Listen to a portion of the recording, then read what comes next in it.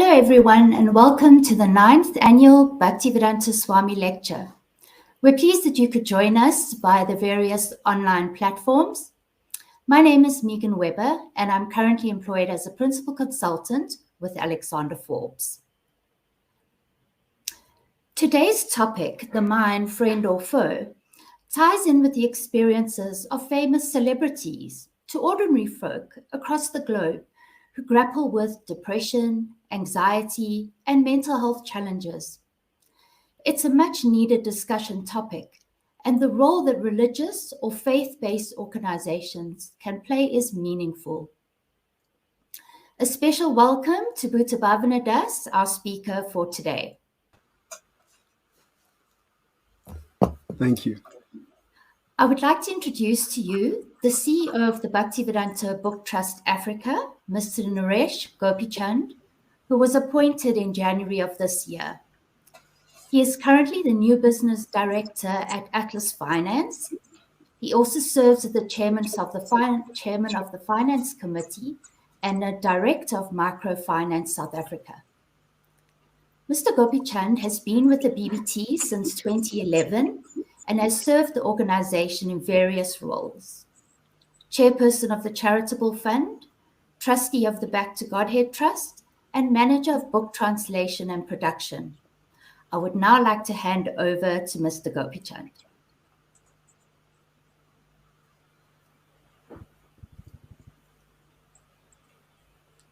Thank you, Megan.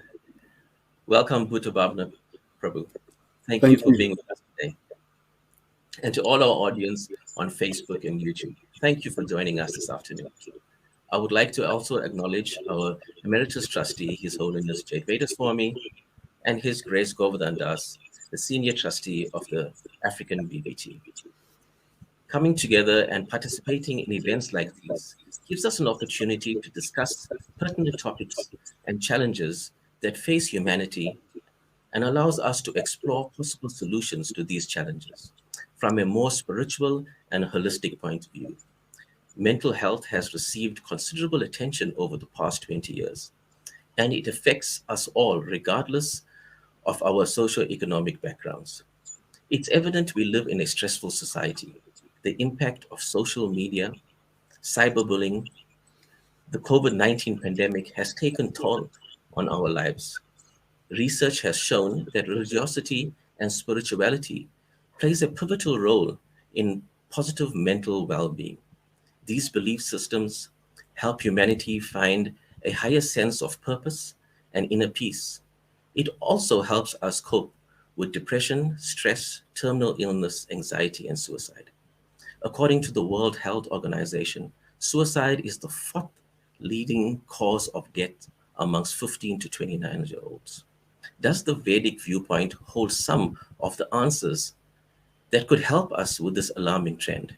Is it possible to overcome these challenges that we sometimes face and harness the mind to tap into a higher intelligence? Our keynote speaker, Bhuta Bhavana Das, will enlighten us on how to navigate our way around the complexities of the mind. The Bhaktivedanta Book Trust was founded in 1972 by His Grace A.C. Bhaktivedanta Swami Prabhupada and is the world's largest publisher of ancient and classic Vaishnava texts and contemporary works of philosophy, theology, and culture of the Vedic of Bhakti Yoga. He has authored and translated more than 70 volumes of books based on timeless Vedic wisdom that were previously locked in the Sanskrit text in English.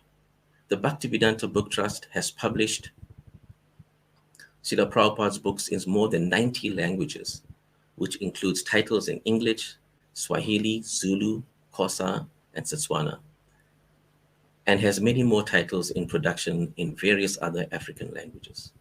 Today, his books are the preferred authoritative academic text in the ideology studies in universities across the globe. The Bhaktivedanta Book Trust African Division has been hosting the Bhaktivedanta Swami Lecture since 2013 and has become one of our hallmark events honoring Srila Prabhupada's important literary and social contribution. We have in the past collaborated with the Ahmed Kathrada Foundation, the Nelson Mandela Foundation, and the Thuli Madonsela Foundation Trust. This innovative forum engages current and future leaders in analyzing the issues facing our world today and provides insights from a vantage point of Vedic knowledge. The lecture has drawn the attention of global audiences, tackling issues in education, leadership, economics, and social transformation. With this background, I would like to officially welcome you all to the 9th Annual Bhaktivedanta Swami Lecture. I now hand over to you, Megan. Thank you. Thank you so much, Mr. Gopichand. In 2021, there were approximately 100 million people in Africa suffering from mental illness. Recent statistics also show that 3 out of the top 10 countries with the most suicides are actually situated in Africa. There are, of course, various causes for this, and the issue has many complexities. However, the treatment of mental illness and the stigma around it are 2 aspects that need to be addressed. There are critical areas with influence over mental wellness. During COVID-19 lockdowns, we all experienced how social media could play both a positive and a negative role in mental health. The depressed economies throughout Africa leave many without a living income. The high tide and culture of materialism, where I'm not good enough if I don't have X, Y, and Z, also contributes to this. And then lastly, the lack of love and a feeling of belonging also results in suicide attempts. It is interesting to note the change of terminology we see nowadays, from hearing that the person committed suicide to hearing that the person died of depression, with the latter being likely the more correct option. Many of us in our lives have times when the mental and emotional loads that we carry become too heavy to bear. It is in these times that we become prone to anxiety and depression. Once we are anxious and depressed, we may need to reach out for help. For many people, this is difficult, but you are encouraged to vote for yourself and for your wellness and seek help. It could be sharing our feelings with a good friend, a spiritual leader maybe, meditating or seeking counseling with a psychologist. In other cases, if needed, a psychiatrist can provide medication to assist with the treatment of these illnesses. I've personally been through the experience of anxiety and depression myself. I was very fortunate to have a wonderful friend to share my thoughts with and my worries. I have my faith, and I also had a trusted psychologist to help me. Being able to say I've been through it can encourage others to come forward to get the help that they need. With this backdrop, I would like to introduce Bhuta Bhavana to share insights from Vedic knowledge on how faith-based religious organizations have a role to play in combating mental health challenges. From a young age, Bhuta Bhavana had a deep interest in the intersection between spirituality, psychology, and personal development. He graduated from the London School of Economics, where he studied philosophy and economics, and then went on to earn a master's in politics and sociology. Presently, he is an international consultant and mentor to many leaders and professionals around the world. He is a globally renowned speaker and leader and co-creator with his wife of the Ed Anoba podcast. Bhuta Bhavana has been on the path of Bhakti Yoga for over 25 years and has a unique gift for translating the timeless knowledge of Eastern teachings of the Vedas into practical strategies and solutions that provide answers to modern-day social, psychological, and interpersonal concerns. He was personally trained by his mentor and mine, Bhaktivedanta Swami, disciple of His Divine Grace, A.C. Bhaktivedanta Swami Srila Prabhupada. Bhaktivedanta Swami himself was a world-renowned author, speaker, teacher, guru, and advisor to many heads of state and celebrities, including Muhammad Ali.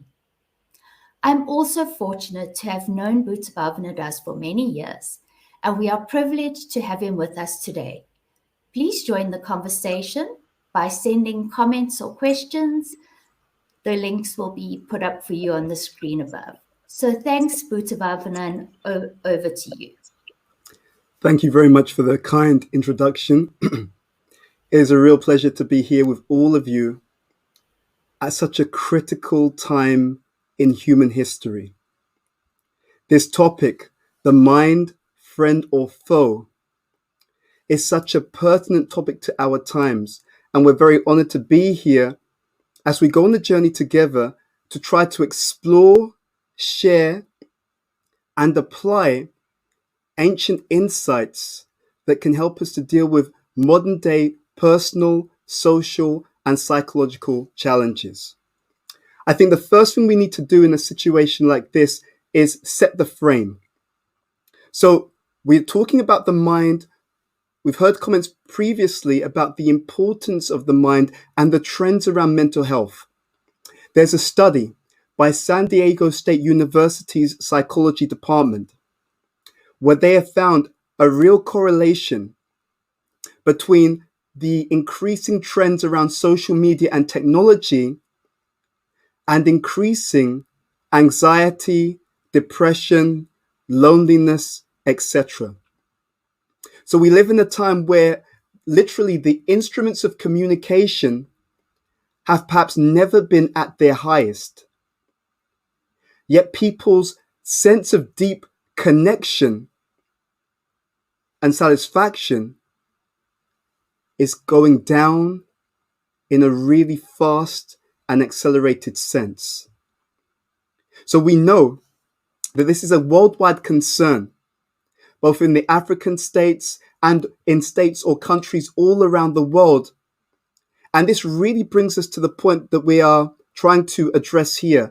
How does the ancient knowledge, the timeless knowledge of the Bhagavad Gita, the texts of Bhakti Yoga, how do they have a role to play, and what can they do to illuminate for each and every one of us what is going on, why it's happening, and most importantly, what we can do about it? Okay, so in order to frame this conversation, I want to say up front, we feel very passionately about this topic. What we will be sharing with you over this period, and then we'll take questions and answers, is not just a philosophy. The timeless teachings of the Vedic literature, Veda meaning knowledge, it dates back over 5,000 years ago, dealing with the human condition on both a psychological, sociological, and ultimately from an internal, or we would say spiritual perspective. So these teachings were always meant to be applied practically because they are of a very universal quality and can therefore address issues across the board. There's 4 things we want you to recall as we go through this discussion.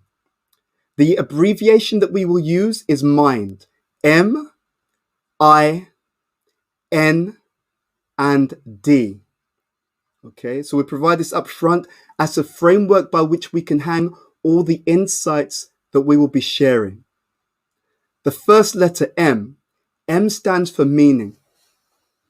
In all traditions of higher knowledge, all systems of developing higher consciousness, all different spiritual or religious paths, one of the most powerful gems that they provide is a sense of meaning through meditation.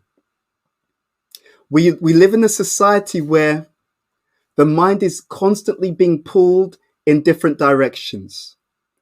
So we know, for example, so a friend of mine calls Facebook, they call it fake book. Okay? And the reason why they call it that is that they told me, they said, I've noticed whenever people go onto these social media platforms, they always leave thinking that the grass is greener on the other side. Isn't that interesting? So when we look at some of the mental health challenges, part of this sense of loneliness and anxiety and depression is the idea that we interact online, seemingly watching all of our associates having such a great time, always smiling, sending pictures of the latest meal wherever they're going. I've seen on many occasions, many times, images of people that I know. They're smiling, they're hugging each other, and I know for a fact that they don't like each other. So this idea of meaning through meditation is the first contribution to this discussion through literature such as the Bhagavad Gita and through the understanding of universal spiritual or dharmic principles, which is that for us to be more mentally strong, more mentally focused, more mentally resilient, we need to be leading a life of meaning, accessed by meditation and sustained by motive. So think about what this means for each and every one of us. When we have a deep meaning to our existence, when we have a goal, a path that helps us to elevate our awareness, elevate our consciousness, and see the trials and tribulations of life in their proper context, then it literally changes the very way that we feel. This is a very, very powerful point. Meaning gives context to our existence. I was running late for a meeting, and I was running to the bus stop near my home to catch the bus to go to this appointment. I got onto the public transport. The person who was driving the car, I'm driving the vehicle, the bus. They said something negative. I didn't quite catch what they said. They said it again. People like you, you're slowing us down. We're behind schedule, etc. And it was interesting. I could understand intuitively they're stressed. But now I was also stressed by what they were saying to me. I turned to the side. I could see all the passengers on the bus looking at me. And I don't know if you've had this experience when you sometimes have like a dark cloud just forming above your head because you're just feeling annoyed, irritated, frustrated. But then something very, very interesting happened. As we were going on the journey, I thought to myself, okay, I'd given a presentation just the weekend before this incident, and the presentation was on the subject of forgiveness. So I thought to myself, okay, I have to practice what I preach. I went to the bus driver and I said, I'm sorry if I did something that upset you. The moment I said that, the bus driver gave me the context of their experience. They apologized.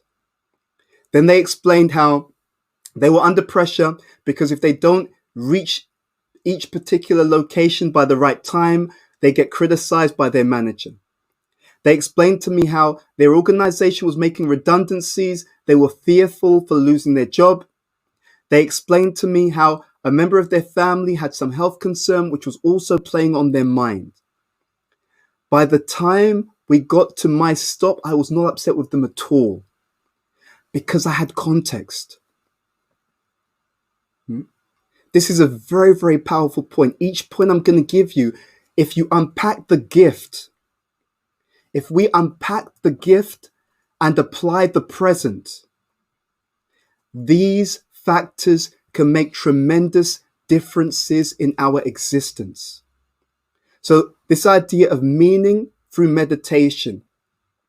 So by having proper meaning to our lives, by understanding ultimate meaning, ultimately how we can be connected through meditation in the path of, or in the development of higher consciousness.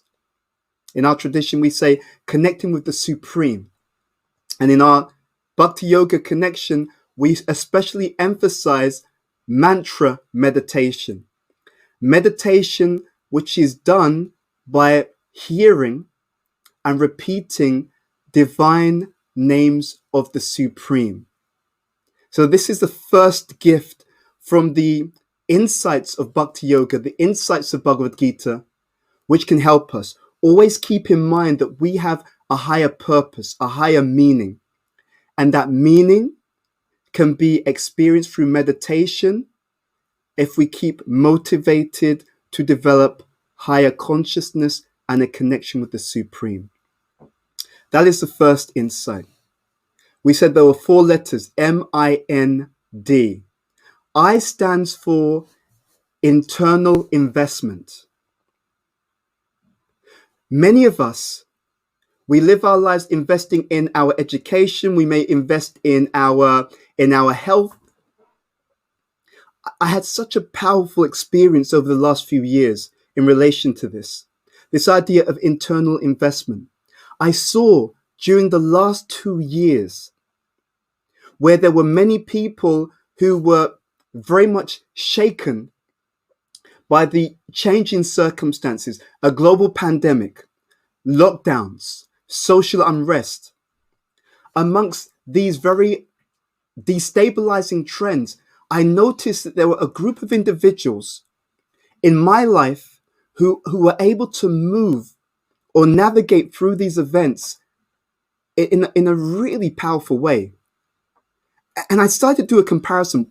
What was it that this group were doing that was different to the others who were very much rocked by those circumstances?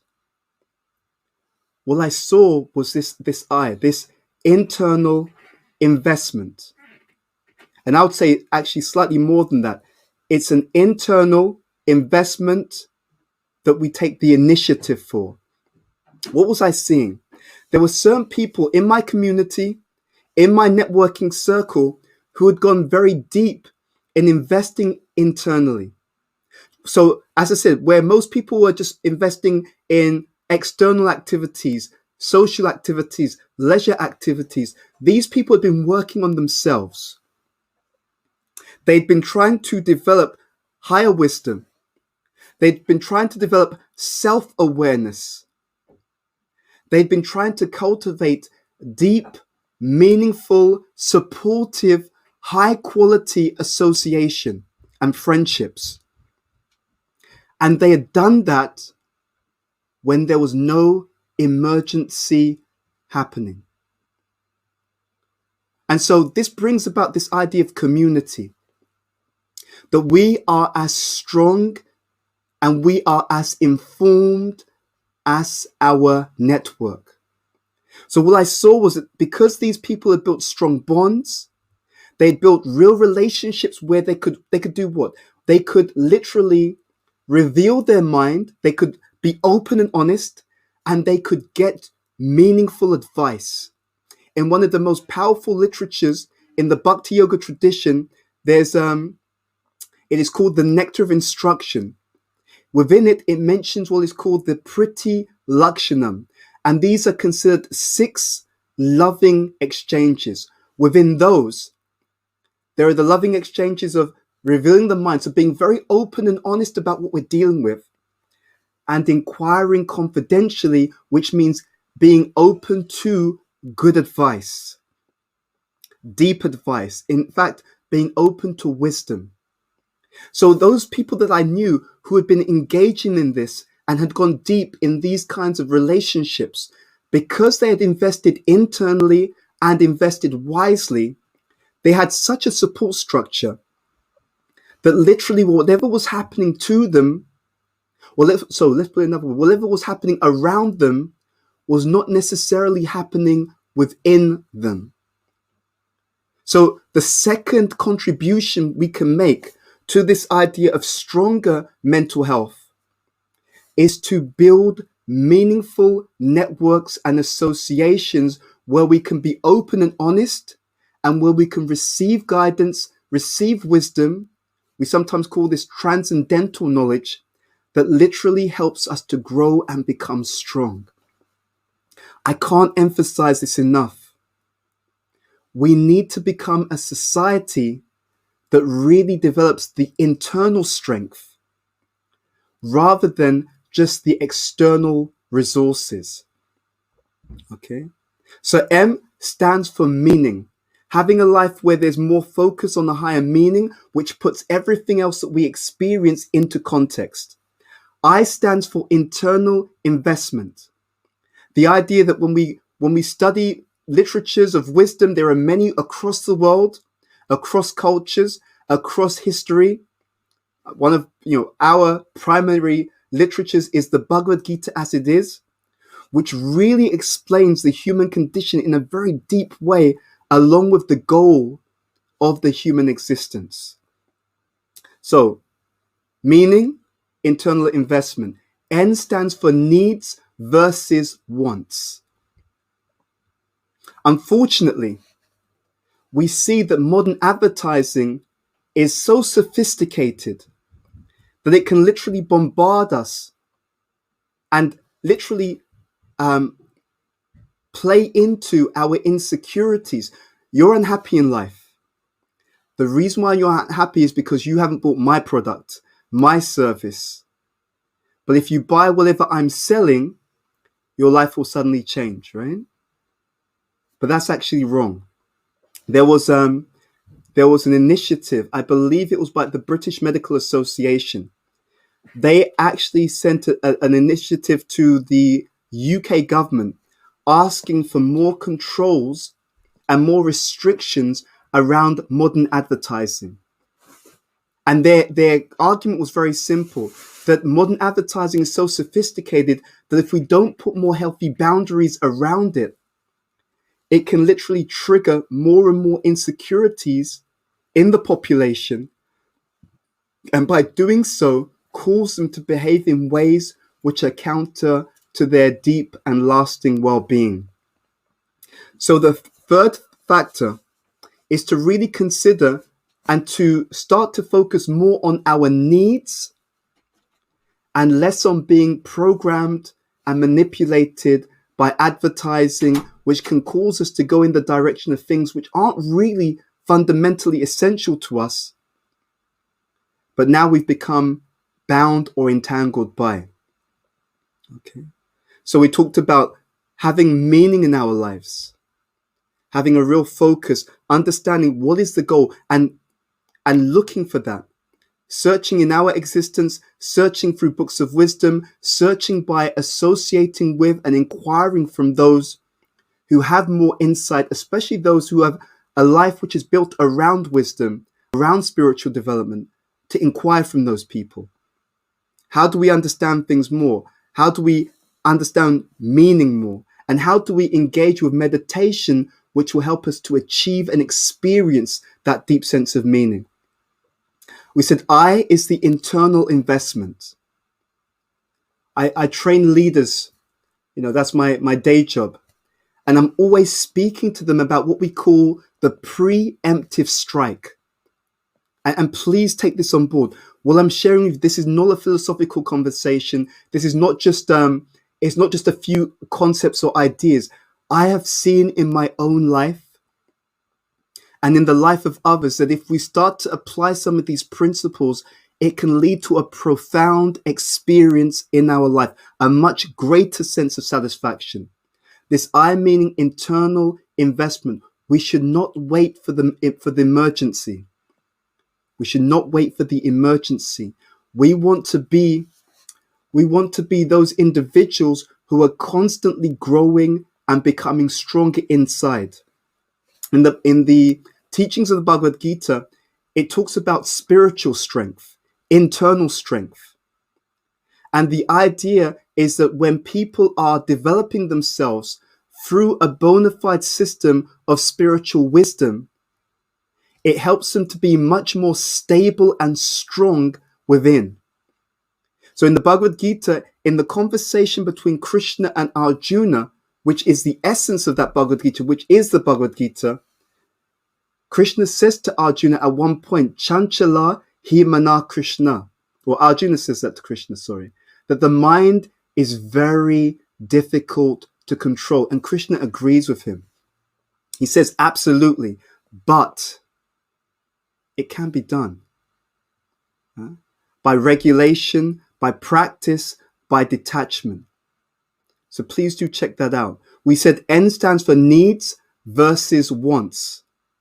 If you would like to, I invite you to do an activity. And I did this a few weeks ago. And you can do this in your own time. Make a list of what you actually need. Make a list of what you want. And then in life, start with the need. Prioritize the needs and see what happens.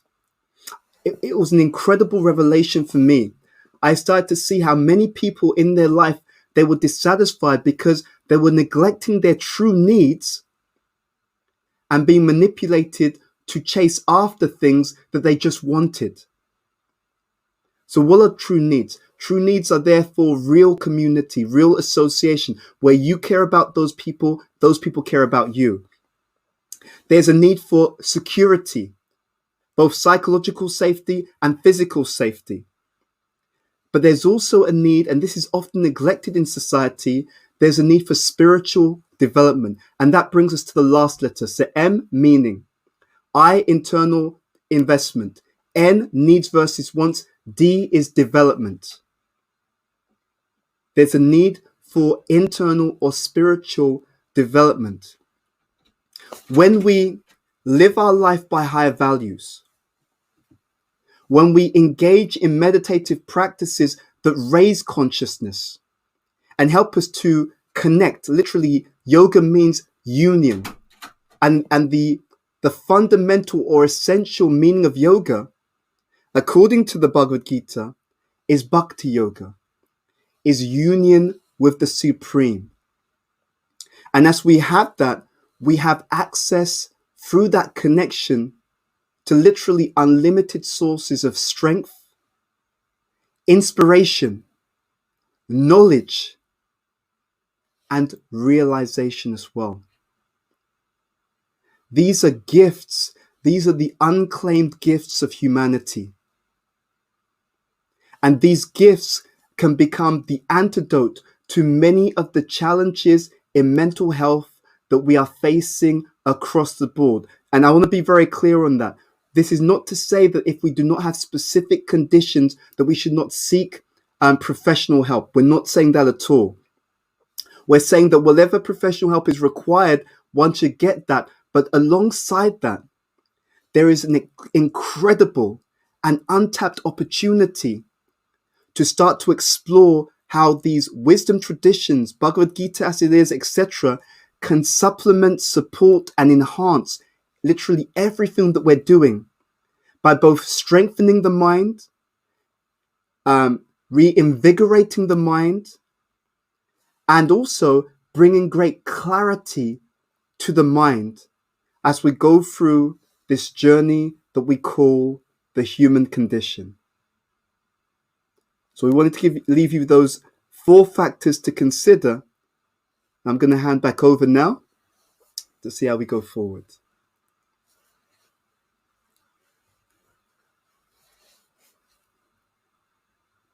Thought-provoking lecture.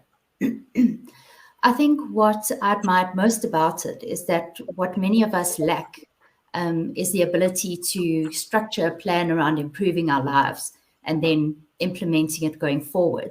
And I think most of us will remember the mind details today. And it really does give you a good basis for actually looking at yourself and then working your way through those steps and deciding on a way forward.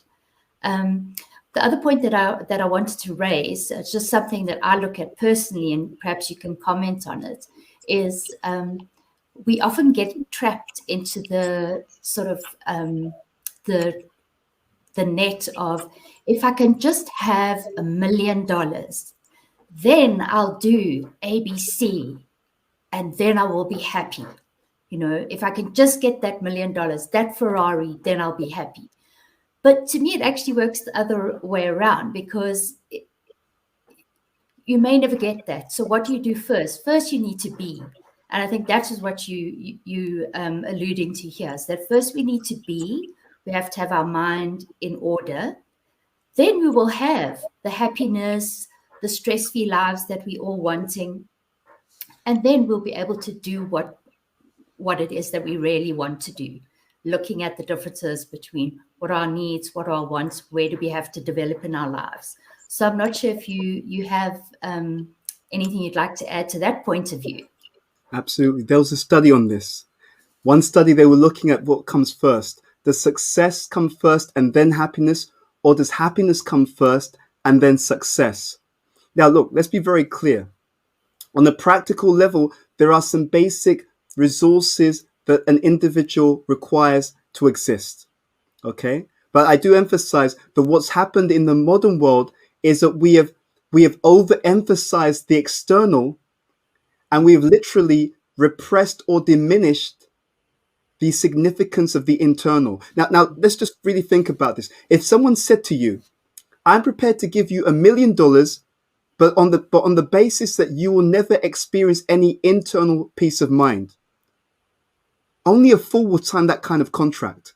We know intuitively that we will only be able to experience in a positive way anything external if the internal is in good shape. Yeah. It is such an obvious understanding. So the beauty of, for example, the path of Bhakti Yoga is that there's no denial of the external. In fact, the idea is that everything is literally a gift from God, let's say. And therefore, everything is meant to be offered back to its proprietor, but with love and devotion. So in a lifestyle where we are cultivating a connection with the divine, in loving devotion, and also having love for the family members of the divine, that life brings a great abundance within the heart, great joy, great bliss, great satisfaction. And that is the direction to go in. Thanks so much.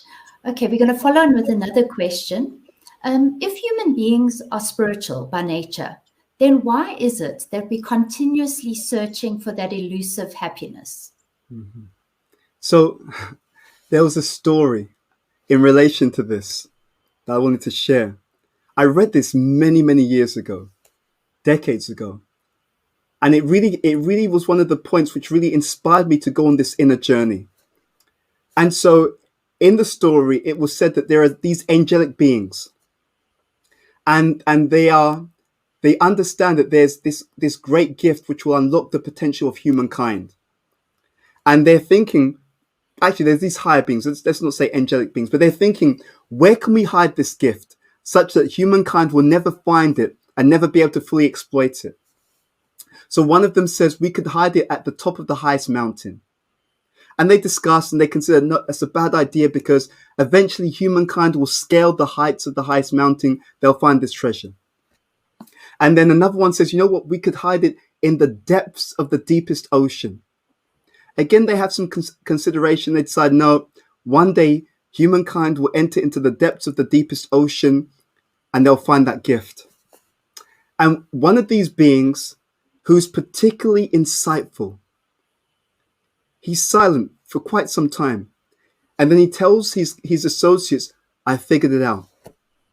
He said, what we should do, we should hide the secret of happiness within the human being himself, because that is the one place that he will never think to look. Sure.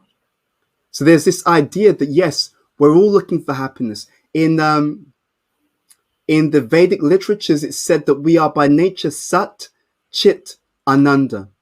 We're eternal, so no one wants to grow old and die. We're full of knowledge. That's why everyone's on Google searching for one thing after another, because by nature we're full of knowledge. And to your point, Ananda, we're full of bliss. We're fully joyful and happy. But the question is, why are we looking in the wrong direction? And the answer is, we do not know where the treasure is to be found.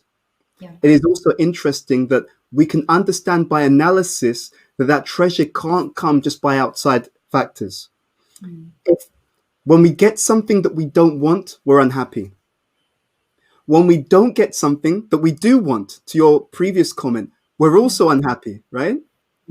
But even when we get exactly what we're looking for materially, we're still having some sense of unhappiness, because we know that we will have to leave that thing, or that particular situation or material arrangement is going to leave us.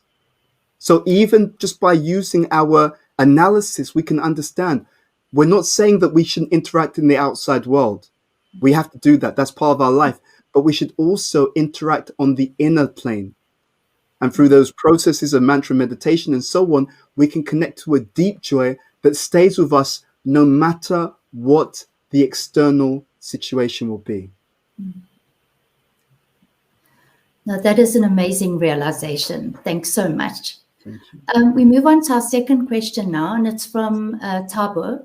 And that is there a need for psychiatrists and psychologists if religion or spirituality is the answer to our mental health? You've mentioned briefly in one of your comments that the two work hand in hand, but is there anything else that you'd like to add on that point? Okay, it's a very good question. See, the answer is this, and this is a really important, it's a nuanced point, but it's very, very important to understand. Spirituality is a journey. So different people on that spiritual journey will be at different stages of spiritual development. So this lecture is dedicated to A.C. Bhaktivedanta Swami Srila Prabhupada. Srila Prabhupada was of such an incredible spiritual stature, of such incredible spiritual realization, compassion. He was able to experience of such a divine or high degree of spiritual love that for someone of his stature, he was completely self-sufficient. Now, we may be on the spiritual journey, but we may not be at that stage on the spiritual journey. So what it requires is local guidance, where we explain our situation, or we introspect on our situation, and we see, is my spirituality sufficient that I don't have any other need of additional support? Or do I need this other professional support, which we're not knocking at all, which can help me to stabilize my situation, depending on what my mental health challenges are, so that I can continue to move forward in a healthy and constructive way on the spiritual journey. Okay, so to summarize, because it's such an important point, it requires us to see that if it's an acute mental health challenge which is disrupting so many other things that we want to do, including disrupting our ability to function in a healthy way in society and to move forward in a progressive way on our spiritual journey, then we should consult whoever we need to consult in order to adjust that situation so we can move forward. There are many, therefore, spiritual communities which have practitioners who are also well-versed in the psychological, in the mental health arena, so that they can provide that overlap of both spiritual and mental health support. To me, it's critically important. We can't fool ourselves. We're in the material world, and sometimes, whether it be our brain or something that's linked to our emotions goes wrong, we absolutely need that support and that input, whether it be medication or something else, which basically just corrects you, brings you to a balanced level, like you say, and then you are in a better position to engage your mind in spiritual topics and that sort of thing. So and just to add that, just to really emphasize that particular point. So this is also why these things, in good community, we don't just make decisions in isolation. Yep. It's very, very important. Without a network of because I may not see myself clearly. I may think I'm fine. But if I've got a network of really supportive peers, they can say, look, the situation is very intense. I really think you do need some professional help here, you know? So it's not just my own opinion about myself. Yeah. It's actually doing that in the association of healthy and good guidance so we can move forward. It's so crucial. And one of the reasons why there are so many challenges in terms of mental health is because we are not built to be independent and alone. We are social beings. We're built for relationship, but through so many means, relationships are literally breaking down. and they are being replaced with so many artificial types of connection, i.e. people who are one person on social media and in their real life they're something completely different. You can have people on social media, they're acting like they're the next James Bond, but in their real life, alone, so many different things. So wanted to reinforce that particular point. Yeah, no, absolutely. I've had experience of two people very close to me who have committed suicide. And, you know, like you hear often, I would have never seen it coming because that person was always making jokes and they seemed fun, and we never picked up that there was anything wrong with them. And I think on that point, the one thing that really helped me, and I'm sure it can help others, is to make sure or to decide for yourself, let me have this one dedicated person who, if things get really, really bad, I'll turn to. So I have a friend like that who knows everything about me. And if I'm not feeling good and, you know, not being able to get out of a hole, I know that's my one person. So it's encouraging if you can just get that one person that you can turn to who sees the real you, even though you might be putting up a false facade of happiness. I think it's a simple thing that can perhaps go a long way to saving people who would otherwise decide to end their lives. Absolutely. Absolutely. Okay, we're moving on to our next question now. It's from Denise on Facebook. How do we protect our inner peace with so much direct, chaotic turmoil? Okay. Thank you very much for the question, Denise. The key point here is that we should have no sense of complacency regarding the inner peace. So when we talked about these 4 stages, we talked about D standing for development. So consider that in life in general, there's no position to be stagnant. Either we're developing on our spiritual journey or we are regressing. So in order to protect our inner peace, we have to increase our inner peace. The idea is that if we're constantly growing or developing in some way, then it will always increase, and we therefore have no storehouse of internal support that can help us deal with whatever external turmoil is coming. I was giving a presentation recently, and I was explaining to them that it's not what happens to us that's the issue. I mean, it's definitely a factor, but to get the full picture, it's what's happening to us relative to our capacity to deal with it. Okay, to give an analogy, let's say that you've got a huge amount of savings. Then you're made redundant. Okay, it's not good.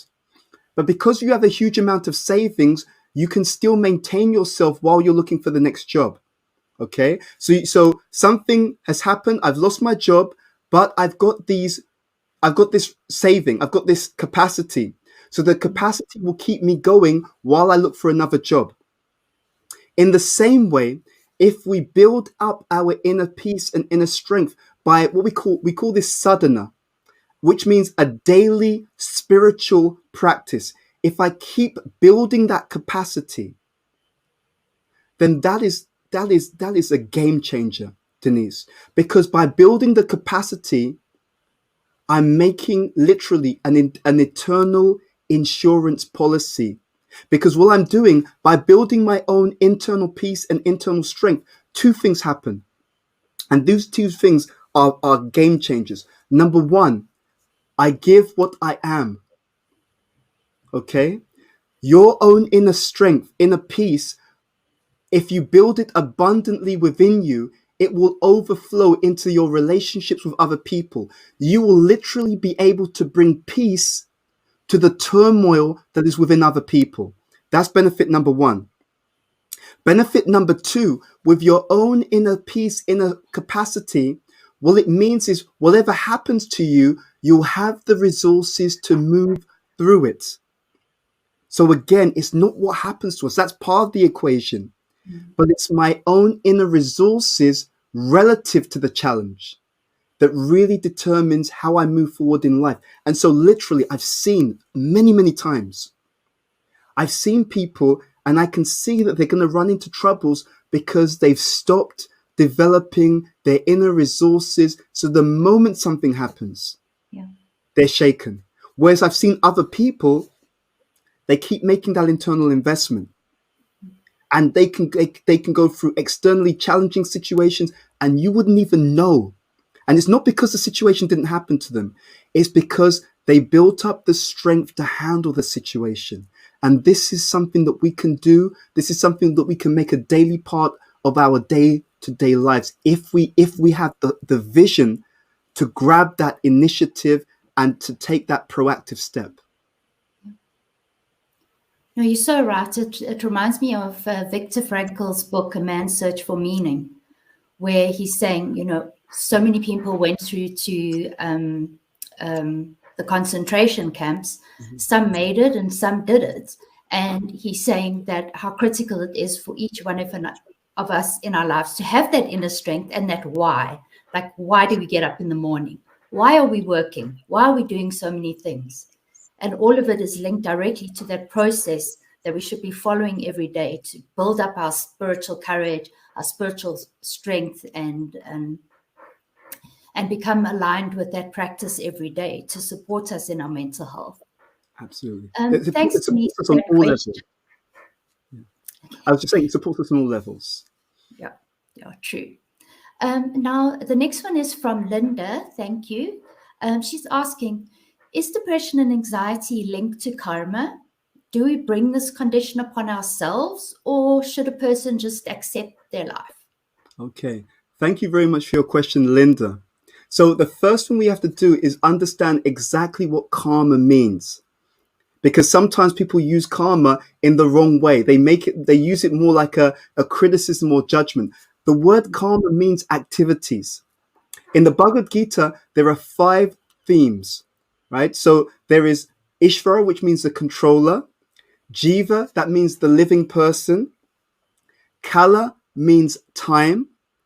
There is, Jiva, Kala, Karma, which is what you're speaking about, which means activities, and Prakriti. Prakriti means the material world. So karma means activities. So when you say, is anxiety and depression linked to karma, that means, is it an activity? Is it something that we do? Okay, so let me answer it like this. Based upon the lifestyle that I lead, I may have more or less susceptibility to various situations.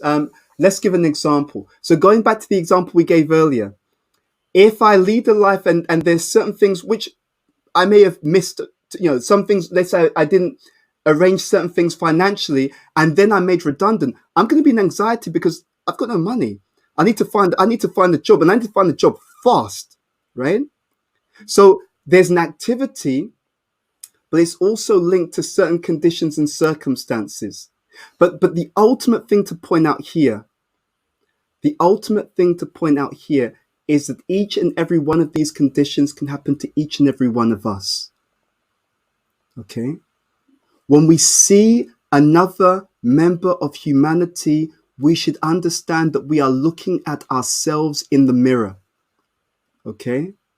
What I do and what I feel for my fellow human being on this planet who's going through difficulty and challenges is what I'm preparing to experience when I go through difficulties and challenges. The purpose of, or one of the things that we can take from whenever we see other people going through suffering and difficulties is the understanding that there are certain trends which are unfortunately part of the human condition. What do I mean by that? Birth is part of the human condition. Death, part of the human condition. Disease, okay? When we hear this word disease, people usually just think about the body. But no, disease also means the mind, right? So when you're talking about anxiety and depression, these are things which people experience in the human condition. Birth, disease, death, old age. So the point is that karma means activities. due to various activities, any one of us at any point in our life may experience anxiety or depression. Give another example. Let's say that I have a deep love for a particular person in this world, and they were everything to me. And then they pass away due to some kind of chronic illness or an accident. That could put me into a state of depression. But it's not that I've done an activity that's directly put me into a state of depression, but actually I have this strong connection to someone, and because of what's happening to them, I'm now feeling this state of depression.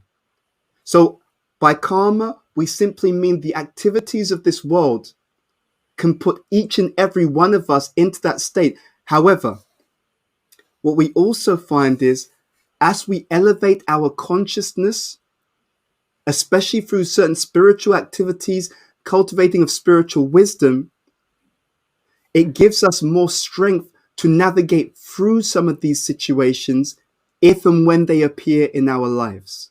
Yeah. Okay? So it has a role to play if we take advantage, and again, I stress this, if we take advantage as part of our daily or our life path, rather than just waiting for the emergency. Yeah? It's a really important point. No, I agree with you 100%. You have to have that stable, solid basis that you're building spiritually in your life to help you with everything, really. Yes. We have another question from Smara Haridas, which says, Hare Krishna, maybe you've touched on this already, but what are your thoughts on neuro-linguistic programming, the NLP practitioners? Okay, I know Smara Hari, so it's always good to see you. Thank you for your question. What are my thoughts on neuro-linguistic programming? So let me just explain what it is, just in case some people don't know, because otherwise they won't have context. Neuro-linguistic programming is, let's say, a series of understandings which are about how we can reprogram the mind. Okay? And I would say, just from things that I've read and heard, that there is a place to it. There is a place to it. I would say that neuro-linguistic programming, it has some elements of functionality which literally mirror what happens when one engages in a deep way with transcendental wisdom and spiritual association. Okay? So the essence of neuro-linguistic programming is an attempt to change the way that we perceive things, change the way that we interpret experiences, and change the way that we behave. Okay. Now, in the same sense, but I would say in a deeper way, in a more complete way, when we engage carefully with transcendental wisdom, especially when we engage with mantra meditation using divine names or sacred sounds, they do this, they achieve the same goal, but in a much more powerful way. Why? Because when we engage with higher wisdom or transcendental knowledge, what are we doing? We're literally changing our perception, but we're aligning our perception with reality. This is a big thing. One of the biggest and hidden causes of stress is when my expectation is far above my experience. There was a study on what they call CEO depression. So you had young people who had literally worked their socks off, studied hard, denied themselves so many things. They'd aced their exams, gone to the best universities, kept climbing up the corporate ladder. They weren't happy, but they thought, when I become the head of the company, life will really begin. Yeah. And the CEO depression came because they'd attained those heights and they'd seen that it was not what they were expecting it to be. Many famous people have, and you can find many statements about this, many famous people have said, actually fame is not what you think.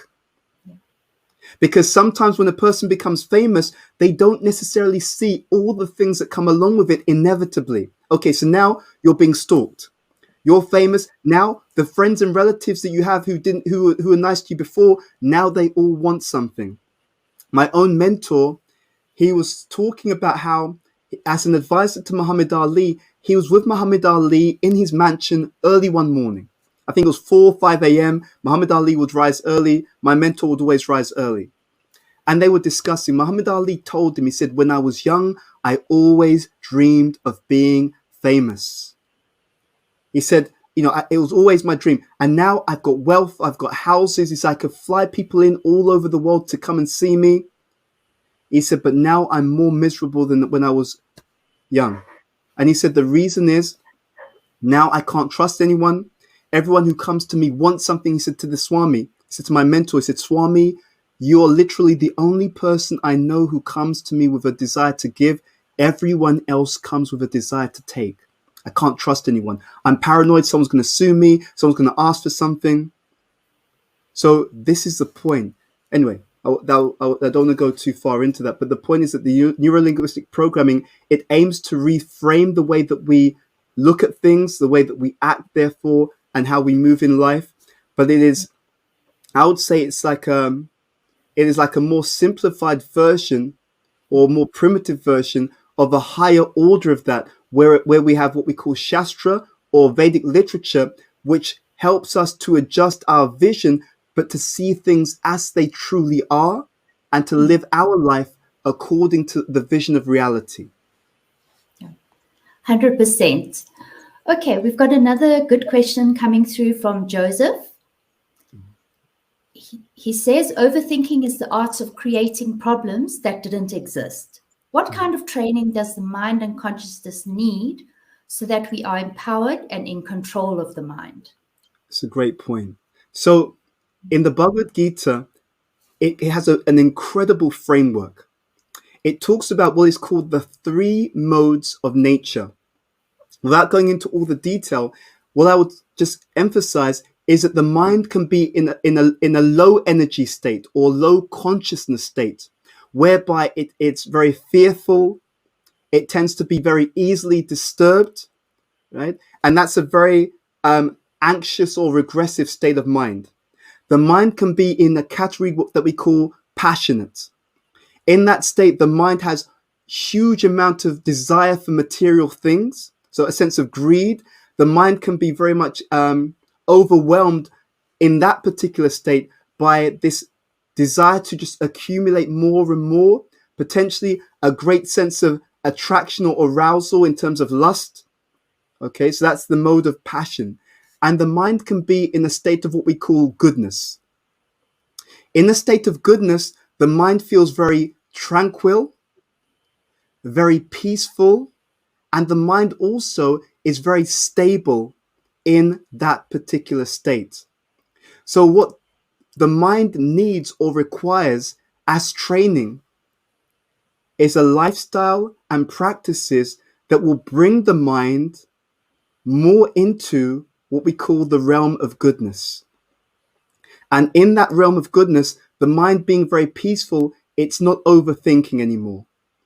In that state of goodness, the mind being very stable, it is able to easily focus and it's naturally inclined towards the things that will give real satisfaction, as opposed to being dragged into or being enslaved by the manipulative forms of advertising or marketing, which will cause the mind to become attached to something that will not give any peace to us as individuals.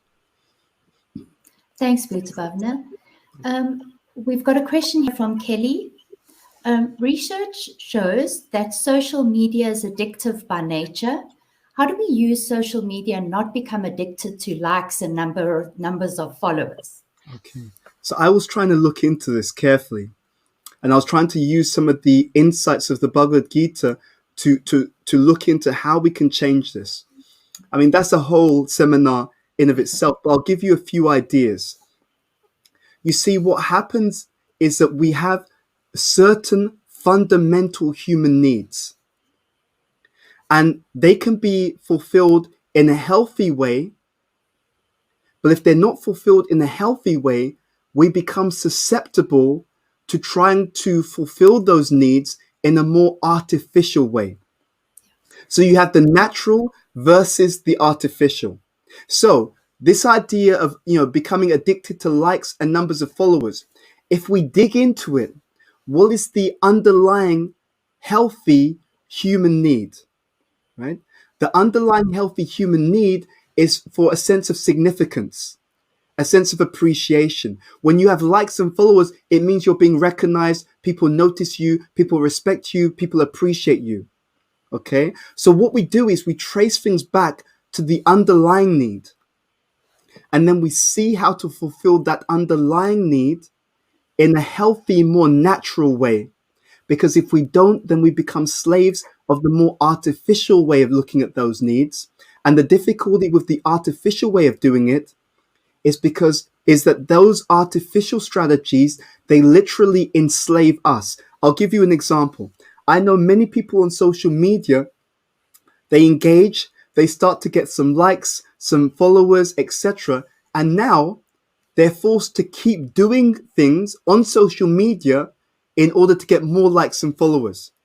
So they're now a slave. I've got to come up with new content because otherwise people won't follow me. My followers are dropping off. I've got to do something even more outrageous than what I did before.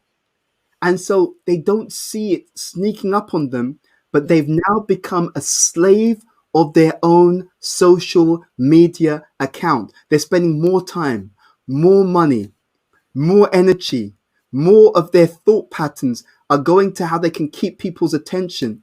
And it's a trap, you see? So what we're looking for is what's the underlying need and how do I fulfill this in a healthy human way? So with followers and being addicted to likes, the better solution is to come into and build real and healthy friendships where there can be real heart-to-heart respect, honoring, and appreciation. To the extent that we don't have that, to that extent we'll be forced to go in this direction. In the Bhagavad Gita, it talks about this, that one is able to give up something of a lower quality by developing the higher alternative. Param Drisva Nivartate. That's how we will overcome this lower need, by making sure we put more time and energy into cultivating more healthy and human expressions of those needs. Thank you. And this links quite nicely into our last question for this afternoon. And it comes from Jenny. Belonging to a religious organization comes with its own set of challenges. For example, pressure to conform or not being able to live up to high demands or ideals. Mm-hmm. How do we deal with this? Great question. So belonging to a religious organization comes with its own set of challenges. Definitely. There's a lot here. I'll share two things. The first factor I would emphasize here is how we see the challenges, right? So we all face challenges in life, whether you're part of let's be very honest, you can be part of a religious organization or not part of a religious organization. You're going to face challenges. So first of all, we shouldn't be hung up on the fact that it's there within religious organizations. It's there across the board. A study was done. Scientists were studying how a caterpillar transforms into a butterfly. And they saw that at one stage, the caterpillar develops this cocoon. And in the cocoon, it undergoes this transformation. And then they were watching. They were watching as the butterfly was breaking out of the cocoon in order to fly. And they were watching. And they were watching the butterfly struggling to come out. And the scientists decided, we're going to help. Well-intentioned, compassionate. They decided we're going to help. They cut some of the cocoon open to make it easier for the butterfly to escape from the cocoon. And it did escape. And when it escaped, it stretched its wings out. When it stretched its wings out, it started to flap its wings in order to fly. And nothing happened. It flapped its wings even more in order to fly. And nothing happens. And the scientists were baffled. How is it that this butterfly can't fly? So they did some evaluation and they realized their mistake. They realized that the struggle that the butterfly makes in order to break through the cocoon, that last stage of struggle was nature's way of the butterfly building the strength in its wings so that it could exist in its next stage of evolution. So one of the most powerful things that we can understand is that actually, especially when we're connected with divine understanding, the Supreme never makes that same mistake. So the first thing is to see, when we go through the challenges, what are the challenges and why am I going through those challenges and what am I meant to learn through those challenges? And when we have that perception, then we can even see the challenges as a sign of the affection of the Supreme. And what that does, think about this point. When you're going through something and you feel inspired, it doesn't feel like a challenge anymore. When you're going through something and you feel inspired, you know this is for my best interest. This is going to help me to grow. This is going to help me to move into another state of higher consciousness. Then the challenge literally becomes exciting. So the first point is to understand the challenge in its proper context. Now, along with that, we want to go through those challenges through a supportive network of association. A challenge is not a challenge when you have true friends, right? A challenge becomes a collective bringing together of people who love you, who care about you. And what do they provide? They provide the emotional support and they provide the spiritual wisdom to see literally every obstacle as an opportunity to grow and experience more divine love and divine association. So with both a transcendental perspective and healthy, meaningful, loving and supportive association, we can transform our challenges into successes. Thanks so much, Bhuta Bhavana. And just as a wrap up, I would encourage everyone to just be themselves. You know, if you're true to yourself with no pretense, you can acknowledge, okay, I'm at the start of my spiritual journey and I've got a long way to go. And obviously there's going to be bumps along the road, but I just should remain committed to who I am and to the journey. And then hopefully you'll be able to work your way along in a successful way with those friends and those close contacts that do give us the inspiration as we go along. Megan, I think sorry. I can't say no, just because it was such a beautiful point. I just want to echo your point. And this is really important. If we're being ourselves, then the people who accept us for who they are, they're our friends. Mm-hmm. You see, a friend is someone who accepts you as you are. They know the path that you've been on, and yet they still lovingly invite you to grow. So it's all three factors. I understand your journey. I understand where you are and who you are right now. And I'm also going to encourage you to keep moving on the journey. That is the definition of a true friend. Yeah, that's truly wonderful. Thank you so much for all the knowledge and the sharing that you've given us all today. I know that I deeply appreciate it, and I'm sure all those watching do as well. To move on, thank you, Bhuta Bhavana. I'm going to hand over to Mr. Gopi Chand for the vote of thanks.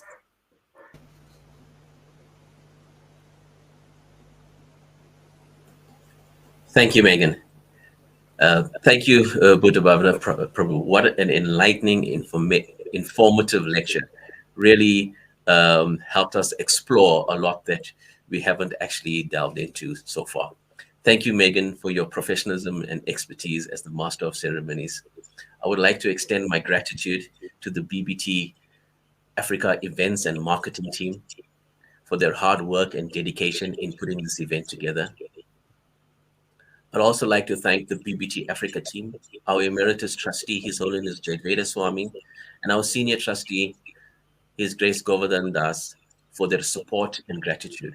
And finally, a special thanks to you, our online audience, for your interaction throughout this lecture. Thank you for attending. Looking forward to our next looking forward to your next year, to our next year and participation. Thank you. Thank you.